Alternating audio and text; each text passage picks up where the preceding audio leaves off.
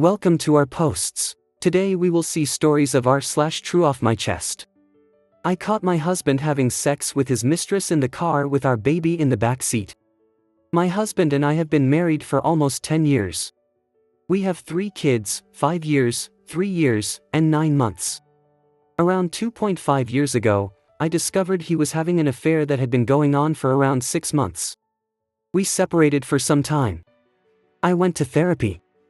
We went to marriage counseling. We took about 10 months apart and supposedly working on ourselves and working on our marriage before officially getting back together. During that initial reunion phase, we surprise conceived our youngest. Until very recently, my husband had seemed very committed to fixing what he had destroyed in our marriage. He jumped through all of the hoops, or I thought he had. Believe me, I read the books and I followed the rules and I made all of the demands. And he did everything he was asked to do. It wasn't always smooth sailing. He'd push back sometimes. He got defensive. We argued. It hurt a lot. But I truly believed we were continuing our path of overcoming what he had done. I felt like our relationship was strong. For the first time in our entire relationship, I felt like we were finally operating as a team. I can't say that my full trust in him ever completely returned, but I was dealing with this in therapy. We were dealing with it.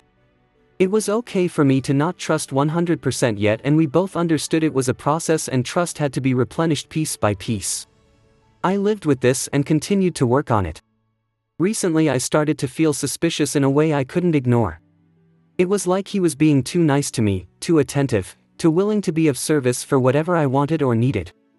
That was actually the first thing that tipped me off. He was being too good of a husband.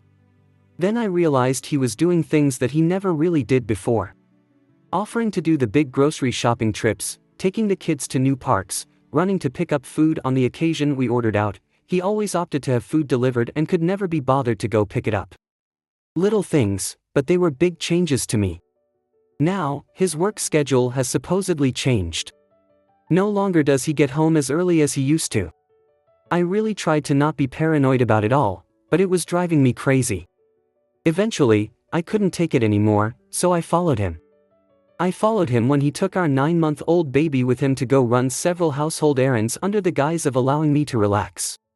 I found him with the woman he had previously cheated on me with, her on top of him in the driver's seat having sex, and our baby was in the back seat. He had sex with his mistress with our baby right there. It's beyond disgusting. If he wanted to use the excuse of running errands to go meet up with her, he didn't have to take the baby too. It's gross. He knew he was going to meet up with her for sex. Why would you take the baby? He said the baby was asleep and in the rear-facing car seat and has no clue what's going on. It's no different than when we have sex in our bedroom with the baby asleep in our room. How dare he? How dare he compare what he was doing with her to that? I set an emergency appointment with my therapist. I was seeing red, or beyond red, black. All black. Somehow I came out of that appointment even more mad. I just wanted to rage and she kept trying to talk me down, and damn it, I don't want to be talked down right now. I don't want to be calm and rational. I want to scream and hit things and break things and destroy his life. I will be honest, I'm only posting this here so that I can get to the required account age and karma to post it in the infidelity group I was actually trying to post it in. I don't know where else to go where I can just commiserate on all of the different ways I can destroy him now. That's all I want to do right now. Next story. My daughter begged me to let her die. This is an update from a previous post I made. For more context, please refer to my earlier post. My daughter Leah, F14, has been having a tough time with the aftermath of her rape last December. This past week has been particularly the worst for us. It started last Tuesday when a sheriff and another official visited our home. They informed us that one of Leah's rapists, the one who filmed the assault, had shared the video within a group, and now it's circulating on parts of the dark web. The video was filmed in Leah's room. It contained identifiable objects that revealed where she went to school. I was devastated upon hearing this news. Leah's reaction surprised me. She didn't cry or show much emotion. Instead, she simply shrugged and said, "I figured," before just sitting there in silence. The officials reassured us that it's uncommon for perpetrators to surface in such cases, but they felt obligated to inform us for safety reasons. After they left, Leah resumed acting as if nothing had happened, almost overly cheerful. I attempted to discuss it with her several times, but she avoided the topic. This behavior persisted throughout the week until she unexpectedly revealed that she had written a victim impact statement and wanted to read it herself in court, rather than allowing the prosecutor to do so. She felt that since there was no trial, only the charges against the rapist were known, not the details of what she endured. Her statement is a detailed account of that horrific night, but she has yet to read it to me in its entirety because she breaks down in tears every time she tries. That moment was the only time I saw her express emotion all week, until Saturday night. That evening, Leah appeared unusually cheerful again and mentioned going to bed early around 8 p.m. I didn't think much of it until I received a call from one of Leah's closest friends' mother. She was concerned because Leah's last message to her daughter was a note expressing love and asking her to check on her. I rushed to Leah's room and found she had attempted to overdose on ZZZ-Quil. As a nurse, I knew she would recover, but seeing her wake up in the hospital was heartbreaking. She screamed, "Why couldn't you just let me die? I want to die, Mom. I'm tired of feeling their hands on me. I want it to stop. Please let me die." They had to sedate her to calm her down. Following this, Leah was placed under a 72-hour psychiatric hold and subsequently transferred to a mental health facility with peers her age. The staff recommended extending her stay beyond the initial hold, but Leah has been struggling, especially with a male staff member, possibly a psychiatrist, who she says is asking invasive questions about her sexuality, causing discomfort. Staff members informed me she isn't participating in group activities and appears standoffish. They even proposed restricting her ability to contact me as a consequence, though I requested they hold off on implementing such measures. I'm uncertain if the current inpatient setting is suitable, given Leah's apparent difficulty adjusting. Her plea for her to die continues to haunt me. It's a thought I can't shake. Leah's best friend shared additional details Leah had kept from me. There's a hurtful rumor circulating that Leah let a train be ran on her, leading to her involving the police out of embarrassment. Children can be so incredibly cruel. As far as my other daughter Maya, F18, I haven't spoken to her in 2 weeks. But I did recently discovered why Leah feels indebted to her. 2 years ago, I found inappropriate messages on Leah's phone between her and Maya's ex-boyfriend. He expressed love for Leah, and also compared her to Maya. He told her she was way prettier than Maya and he liked she was her virgin. When I told Maya, she was furious and broke up with him, but she believed Leah had betrayed her by engaging with her boyfriend. Even though Leah was 12 at the time and her boyfriend was 17. Maya still avoided Leah for 3 months afterward, and despite Leah's efforts to apologize, Maya still holds a grudge. Leah blames herself for damaging their relationship because of this incident. I'm sharing this to get this off my chest. I've kept these struggles within our family to protect my daughters. I'm exhausted, constantly dealing with new challenges, and unsure how to mend them. Now, I find myself in the difficult position of deciding whether Leah is mentally prepared to speak at her rapist's sentencing.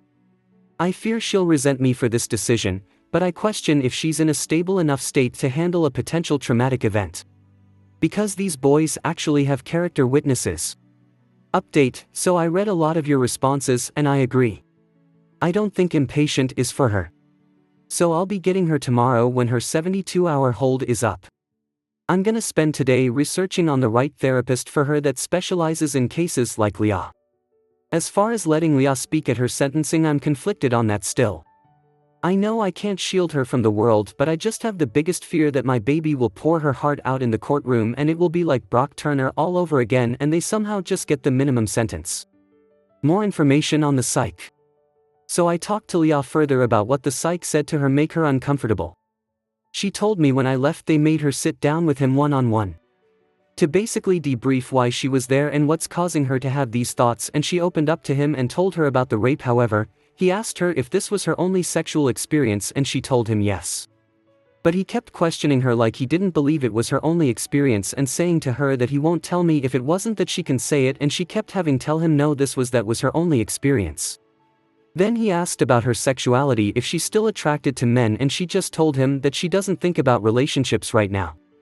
She just said that she felt weird about him asking a lot of questions about her sex life. When it was just those two alone in a room with the door closed. I'm not gonna accuse the psych of being a creep, because maybe he was simply doing his job, but I feel like he should have known to have a female staff ask her those questions. Or just have a woman present. He had have seen her chart before he seen her.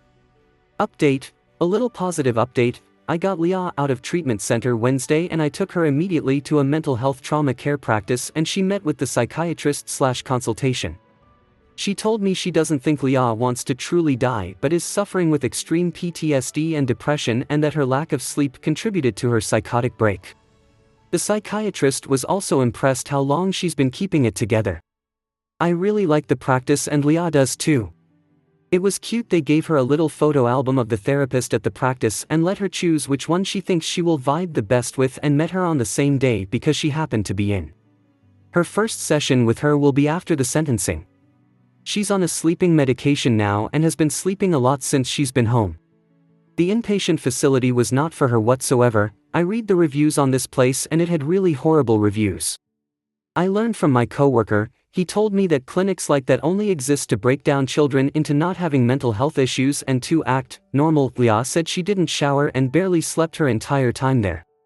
She didn't shower because someone would needed to monitor her and she couldn't sleep because it's apparently not allowed to sleep with a blanket over her face and they had cameras in her room with an intercom to wake her every time she did put a blanket over her face. However, she did say that she learned her situation can be much worse after hearing some of the other kids' stories. She told me she's grateful for me. Yes, I did cry. I will be letting her speak at the sentencing.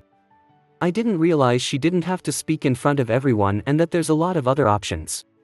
She's into the idea of a voice memo currently so she won't get triggered seeing her rapist staring at her. Maya randomly came to the house unannounced to drop off flowers for Leah. Leah told her she attempted, and I didn't talk to her the entire visit. When she left I told Leah Maya isn't allowed here and I'm really mad at her and I would like it if she limited her contact with her. She thinks I'm trying to put her in the middle. Which I'm not, but after the sentencing I will be telling her about Maya's actions towards her and how she was wrong. I was going to give Maya the opportunity to tell Leah herself. But Maya has an habit of telling half-truths to cover her lie. So we will see. I'll update you guys in coming weeks after the sentencing and after I tell Leah about Maya. Next story. I ruined my family's life and I don't regret it. All names are changed/fake. This all happened 10 years ago when I was 19. Around the holidays, I found out my then boyfriend, Kevin, was cheating on me with my older sister, Jen. I was beyond devastated, because Jen and I were really close and she was my role model. Not only that, but Kevin was honestly my first big love, so it was really crushing.